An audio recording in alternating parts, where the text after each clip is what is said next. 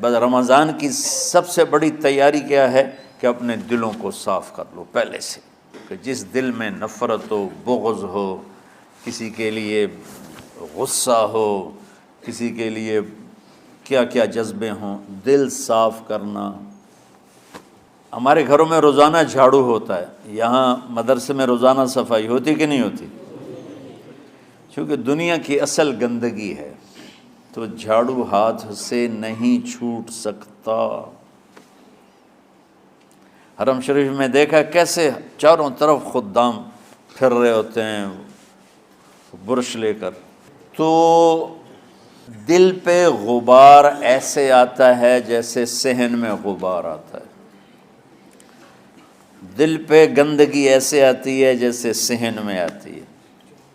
تو ہم نے نظام بنایا ہوا ہے، لوگ وہ کر رہے ہیں، وہ روزانہ جھاڑو دیتے ہیں۔ تمہارا دل ایک آنگن ہے، ایک صحن ہے، اس میں بغض، نفرت، حسد، پتہ نہیں کیا کیا گندگیاں آئیں گی اور آتی رہیں گی۔ بچوں ایک کام کرو، جھاڑو پکڑ لو، صاف کرو۔ یا اللہ معاملہ تجھ سے کرنا ہے، لوگوں سے نہیں۔ کسی نے برا کہا، کسی نے غیبت کی، کسی نے گالی دی، کسی نے دھکا دیا، کسی نے حق مارا، کسی نے کچھ کیا، یا اللہ تیرے سپرد میں نے اپنے دل کو سب سے صاف کیا، میں نے اپنے دل کو سب سے صاف کیا۔ یہ اتنی بڑی عبادت ہے کہ بڑے بڑے نفلوں والے، تہجد والے، حج عمرے روزے والے تمہیں نہیں پکڑ سکیں گے، چونکہ اس کا کرنے والا دنیا میں کوئی نہیں۔ نفل پڑھنے والے تو بے شمار ہیں، عمرے کرنے والے بے شمار ہیں، علماء بے شمار ہیں، حاجی بے شمار ہیں، سخاوت کرنے والے بے شمار ہیں، لیکن اس ٹکڑے کو صاف کرنے والا لاکھوں میں ایک بھی نہیں ہے۔ مشکل کام ہے، آپ یہ سیکھ لیں، صاف کرو، صاف کرو، صاف کرو۔ یہ رمضان کی سب سے بڑی تیاری اور علم کو حاصل کرنے کی سب سے بڑی چابی ہے کہ اپنے دل کو کھلا کر لو۔ کوئی چیز خالی ہوگی تو کچھ آئے گا۔ جس دل میں بغض بھرا ہو، نفرت بھری ہو، حسد بھرا ہو، کینہ بھرا ہو، اس میں خاک آئے گا، اس میں تو علم کی ایک کرن بھی نہیں آئے گی۔ اس زبان سے چاہے جتنے مرضی موتی بکھیرے، دل اس کا اندھا ہوگا۔ لا تعمى الابصار ولكن تعمى القلوب التي في الصدور۔ یہ آنکھوں سے اندھے نہیں، دل سے اندھے ہیں۔ تو بچوں اپنے دل کو صاف کرنا سیکھو۔ وہ کتنی مشہور حدیث ہے، آپ نے کہا اس دروازے سے ایک جنتی آ رہا ہے، تو ایک انصاری صحابی داخل ہوئے، جوتا ہاتھ میں، داڑھی میں وضو کا پانی۔ اگلے دن اس دروازے سے ایک جنتی آ رہا ہے، تو ایک صحابی آئے، ہاتھ میں جوتا، داڑھی میں وضو کا پانی، وہی صحابی۔ اگلے دن اس دروازے سے ایک جنتی آ رہا ہے، تو وہی صحابی 3 دن جنت کی بشارت لی انہوں نے۔ اس صحابہ کی جماعت میں ایک شخص ہیں جن کا نام ہے عبداللہ بن عمرو بن عاص۔ ان سے بڑا عبادت گزار صحابہ میں کوئی نہیں تھا، نہ سابقین میں نہ متاخرین میں، نہ پہلوں میں نہ بعد والوں میں۔ ان کی عبادت کیا تھی؟ ساری رات جاگنا، سارے دن کا روزہ، اور ایک ختم قرآن صبح سے شام تک۔ اتنی اللہ نے طاقت دی تھی۔ پھر وہ غلو والی بات آ گئی، ایکسٹریم ہونے والی بات آ گئی۔ ان کی شادی والی رات حجلہ عروسی میں داخل ہو رہے ہیں، دلہن کے کمرے میں داخل ہو رہے ہیں، اور مصلی بچھا کے اللہ اکبر، اور دیر نفل تے نفل، دیر نفل تے نفل۔ تو ان کی بیگم نے دیکھا تو وہ بھی خیر کا زمانہ تھا، انہوں نے بھی وضو کیا اور پیچھے مصلی بچھا کے وہ بھی فجر تک نفل پڑھتے رہے۔ صبح ہوئی تو حضرت عمر بن عاص رضی اللہ عنہ نے پوچھا، بیٹی رات کیسی گزری؟ کہا جی ماشاءاللہ آپ کے بیٹے تو بڑے عبادت گزار ہیں، ساری رات نفلوں میں ہی گزری۔ تو وہ ان کو شکایت کر دی۔ حضرت عمر بن عاص کو اتنا غصہ چڑھا، وہ بیٹے کو تو کچھ نہیں کہا، کتنی حکمت کی بات ہے، سیدھے گئے اللہ کے نبی کے پاس، یا رسول اللہ یہ عبداللہ دیکھیں کیسا نادان ہے، اس کی شادی کی ساری رات نفل پڑھتا رہا۔ تو آپ کہتے ہیں ماشاءاللہ ماشاءاللہ کتنی بڑی بات ہے۔ نفلوں میں گزر گئی، رات بھی نفلوں میں گزر گئی۔ تو آپ نے حضرت عبداللہ بن عمر کو بلا کے ڈانٹا کہ تو نے مہینے میں 3 دن روزے رکھنے ہیں، بس اس سے زیادہ نہیں رکھنے، اور ہفتے میں 1 قرآن ختم کرنا ہے۔ کہا یا رسول اللہ میرے اندر طاقت زیادہ ہے۔ پھر اچھا 15 دن روزے رکھنے، کہ نہیں میرے اندر طاقت زیادہ ہے۔ آپ اس کو تھوڑا تھوڑا کر کے گھٹاتے رہے، اور وہ ہر دفعہ نہیں یا رسول اللہ میرے اندر طاقت زیادہ ہے۔ تو آخر میں آپ نے کہا اچھا چلو صوم داؤدی پہ آ جاؤ، 1 دن روزہ رکھو، 1 دن افطار کرو، اور 3 دن سے پہلے قرآن ختم نہیں کرنا۔ تو آپ نے اس کو پیچھے کیا۔ یہ بیٹھے تھے اس محفل میں، ان کے دل میں آیا کیا یہ بزرگ مجھ سے زیادہ عبادت کرتا؟ رات میں ساری جاگتا ہوں، دن روزہ رکھتا ہوں، 1 ختم کرتا ہوں، تو جنت کی بشارت تو مجھے ملنی چاہیے تھی، ان کو کیسے مل رہی؟ یہ کسی کتاب میں نہیں لکھا کہ یہ ان کا جذبہ تھا، لیکن جو کہ میں ان کی سیرت کو جانتا ہوں تو مجھے خیال آتا ہے کہ ان کی نفسیات میں یہ بات آئی ہوگی، چونکہ صرف انہی کو خیال آیا کہ میں جا کے دیکھتا ہوں کہ یہ بزرگ کیا کرتے ہیں۔ تو ان کے پاس پہنچ گئے، چاچا ذرا، وہ ادھیڑ عمر تھے، چاچا وہ میرے ابا تھوڑے ناراض ہیں، تو کچھ دن آپ کے پاس گزار لوں؟ کا بیٹا بسم اللہ آ جاؤ۔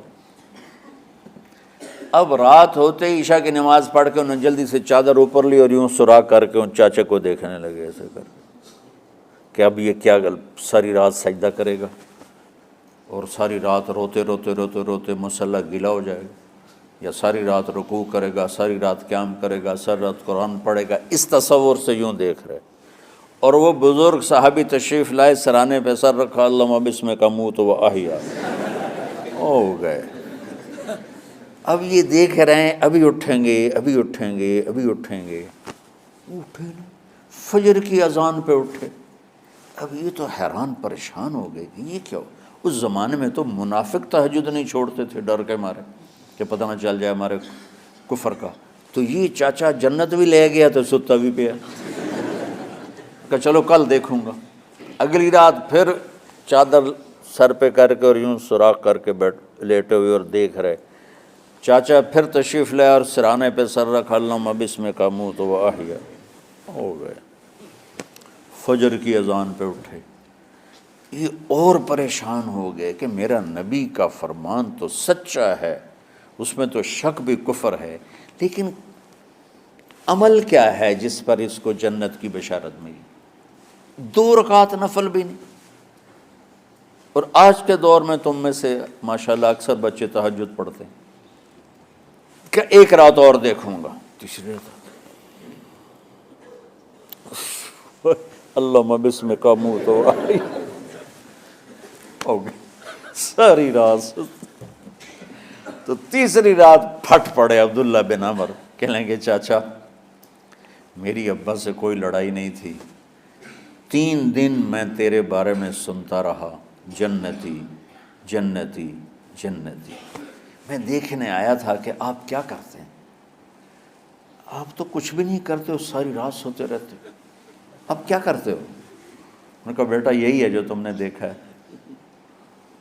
اب ان کو سمجھ میں نہیں آ رہا کہ یہ جوڑ کیسے بٹھاؤں، ادھر جنت کی بشارت، ادھر ساری رات خراٹے، اب یہ اس میں جوڑ کیسے بٹھاؤں، کیونکہ نبی کی بات تو غلط ہو نہیں سکتی۔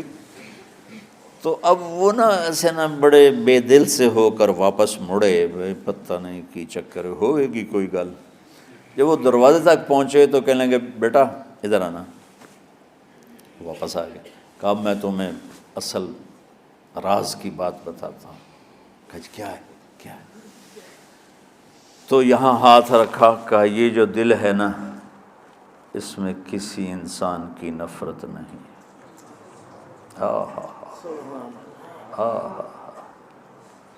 اور جب اللہ کسی کو رزق دیتا ہے، عزت دیتا ہے، مجھے کبھی حسد نہیں ہوا، مجھے خوشی ہوتی۔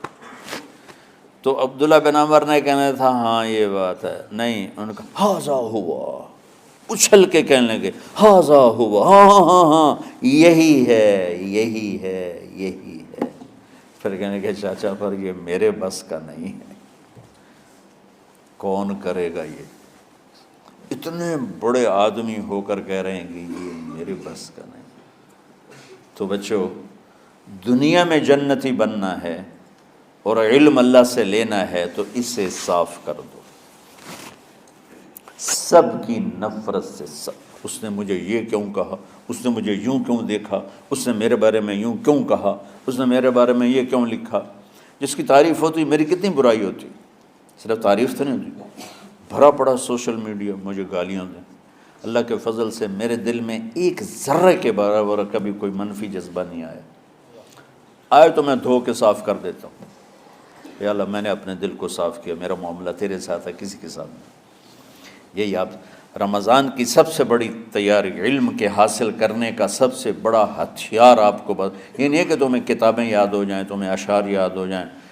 تو ساری امت سے کہتا ہوں رمضان کا استقبال کرو، دلوں کو صاف کر کے، نفرتوں کو مٹا کے، مذہبی نفرت، دنیاوی نفرت، رشتوں کی نفرت، بول چال کی نفرت، سیاست کی نفرت، لین دین کی نفرت، ان سب سے اپنے دل کو صاف کرو تاکہ رمضان میں اللہ نے علم اتارا، اللہ تعالیٰ آپ کو علم عطا فرمائے، اور باقی لوگ جو عام دنیا میں زندگی گزار رہے ہیں ان کے دلوں میں اللہ رمضان کا نور اتارے اور ہدایت کا نور اتارے۔ یہ سب سے بڑی تیاری ہے اس کی۔